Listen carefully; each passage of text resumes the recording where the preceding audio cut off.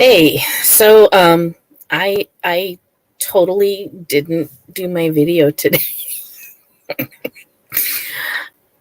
I don't even have an excuse really. It's just been one of those days. So I'm doing a quick video now. My video today was supposed to be why should I pay for an editor, and this is something that I can go through relatively quickly. So you should pay for an editor because when you go and look at your own work, you don't see your own errors because you wrote it. And I know that sounds weird, but it's really true. There are errors that I am still picking up in the cookbook. There are errors that I just found out about in the vampire novels. It's like I didn't see them. And I went over those a zillion times, and I use the cookbook all the time in my own cooking.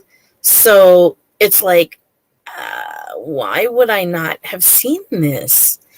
So yeah, the other reason that you use an editor is because somebody other than yourself has to look at your work. And it has to be somebody that you pay specifically because they're more likely to give you real feedback. So there's this problem with handing your book to friends. They read your book and they go, oh, wow, that was awesome. Really great job. That's useless. Okay. I love my friends, but when they give me stuff like that, I can't do anything with it. There's absolutely nothing I can do with it. I have to have real feedback. And so do you. So I can do my initial proofreading, and I do. I can look through my books to my heart's delight. I run them through a bunch of different programs to check for spelling, grammar, errors, too many ly words, all the rest of that. But the bottom line is, at some point, I have to let another human being look at it because I'm not going to catch everything, and neither are they. The more types of editing you can afford, the better. Right now, that means I can pay for one editor, maybe. And I understand it can be rough. If you have a friend, like me, who's good at editing, maybe you can trade off. I'll edit your book, you edit mine, do a little bit of trade. Or tell you what, I'll bake you several loaves of bread if you will read through and edit my book. Yes, I am trolling for an editor right now. But whatever you do, you get it done. If you can afford to get a developmental editor and a proofreading editor or an overview editor, great, do it. Because they will catch different things because they're different people. And so, yeah, that's kind of it. I don't really have a huge thing to say about it this week, other than that I really do believe it's important to do the editing. And you may look, if you look up average price for a developmental editor, she says as she types away crazily.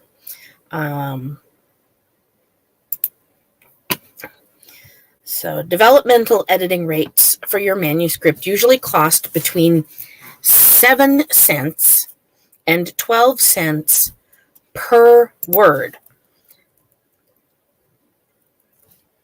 So if you have a 75,000 word story, because that's, let's say, an average sci-fi novel, okay, times point, let's go for the 07, that's going to be $5,250. And this is why having a publisher, a traditional publisher, can sometimes be better, because they roll that into the cost. That's also why you get pennies on the dollar for what you've published. So I might get 40 or 60% depending on how I market my book. But with a traditional publisher, I might only get 10 or 12%. But that's because in a roundabout way, I'm paying for my own editing. But if you look at the higher end of that, 12 cents per, that's $9,000 out of pocket before your book even gets to the publishing part, before you've paid for a front cover. It's expensive. And I know that it is easy to look at that cost and go, hell no. But the answer is still hell yes. If there is any way for you to get it, do a payment plan, you start writing your book in, if you say I do NaNoWriMo, right? Okay, so I'm going to ask Julie over here if she can edit my book in March. And then I'm going to say, well, it's going to be 75,000 words roughly, and you're going to charge me 8 cents a word. So that's going to be a little under $6,000. And I have 6 months between now and then. I'm going to pay you $200 a month until we're done. And then I'll hand you the novel at the end. Because those people deserve to have stuff as well. They deserve to be paid for what they're doing. As a person who also does editing, I can tell you it's not easy. And I can't tell you how many times I have edited something and worked really hard to do a good job. And not just a good job, but a polite job. And instead of saying, look, dude, your work sucks. You need to rewrite the whole thing. Throw it all in the garbage. I go through and I carefully edit, this is kind of a bad turn of phrase. May I suggest, to get people mad at me. Because A, I charged them, and B, I told them where things were wrong. Being an editor is not something that's fun. It's just not. It's the opposite of fun. So they deserve that 12 cents per word. They really, really do. You think it takes you, how long does it take to read a 75,000 words? How long to read? Sorry, I'm just Googling as I go. So that's 4 hours. Yeah, okay, that's a pretty expensive 4 hours. But that's just reading it. So you take in that they have to edit that 75,000 words. And I think it takes longer than 4 hours. Really? I take longer than that. Maybe that's because I do slower reading speed. I don't know. But anyway, okay, so you're looking at your manuscript is their job for a month. Okay, because that's, it takes somewhere between a month and 3 months for most people to get your work back to you. Okay, and they're getting $5,000 for that. If they manage to get it back to you in a month, okay, that's a not bad thing. They've had to spend some serious time working on your stuff and putting up with your shit. Okay, but if it takes them 3 months to do, which is not unusual. It often takes me that long to sort of do things in between. And because it takes me longer than just reading through a book, because not only do I have to highlight the errors, I then have to sort of give ideas on how to fix it. So it takes 4 or 5 times the amount of time. And you hand it back. Now you've got $5,000 or $6,000 for 3 months of work. That's less good. That's like not paying rent good at this particular time in the universe. So yeah, I really stress you really should pay for an editor. They deserve to be paid for what they do. We deserve to be paid for what we do. And it's just a good idea. Getting editing done will make your finished product that much better. And the more professional, we hear it a lot, and I'm on a lot of writing groups on Facebook and stuff, and I hear a lot, well, the stores won't carry my books. Well, that might be because your book doesn't look professional, or it doesn't read professional, or the inside of it doesn't look professional. You are not creating the exterior or the interior of your book for you. You are creating it for the people who are going to buy it. Okay, if you're just writing a story for you, none of this matters. Okay, fine, it never needs to be edited because you know what it says. But if you're wanting to publish your book and you want to put it out there, then you're writing for someone else.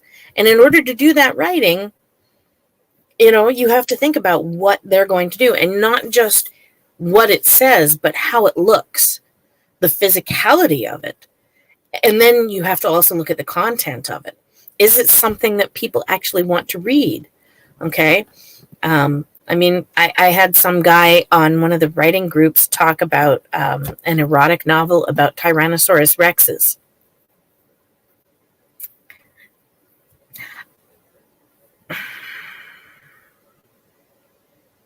I can't say there's a large market for that. But maybe I'm wrong. At one point I would have said that there really wasn't a market for time-traveling nurses from the 1940s. And yet here we are. Outlanders making billions. So yeah. You do you, boo. But it takes a little while to learn how to do it. It takes a long time to put together. And putting that finishing gloss on the contents of your novel is just as important as having the cover. Because after people take a look at the outside of your book, they're going to look at the inside. And if your first paragraph is crap, they're done. They're done. You need to have gripping stuff in that first chapter. Not very many people are good at that. And we got to work at it. Okay? And there's nothing wrong with working at it. So there you go. That's why you should pay for an editor. So next week, I don't know what's going on next week. I haven't decided what I'm doing yet. I still have New Hampshire Ren Fair as the first event that's coming up for the year. That's the second and third weekends in May. Hopefully it will be not in the 90s temperature-wise. Yeah. However, it could be, if so, dress for the weather. We'll look at it when we get closer. And I am hoping to have our fair mom from New Hampshire Ren, Kimberly, come on and talk to you all. I might do a special evening show that's not a Wednesday Words and just have them, her and her deputy, Cynthia, come on and talk about why volunteering for New Hampshire Ren is so important and how we really could use your help. And if you're interested, please let me know and I will get you all the information. There are some cool things that you get for volunteering, so don't you want to find out? All right. Don't forget to like and subscribe. If you found this series of stuff useful, let me know. I'm going to bundle them together and stick them in a playlist for those who want to watch through. And have a great night. I'll see you guys next week. And yeah, be ready. It's going to snow tomorrow. Yeah. Bye, guys.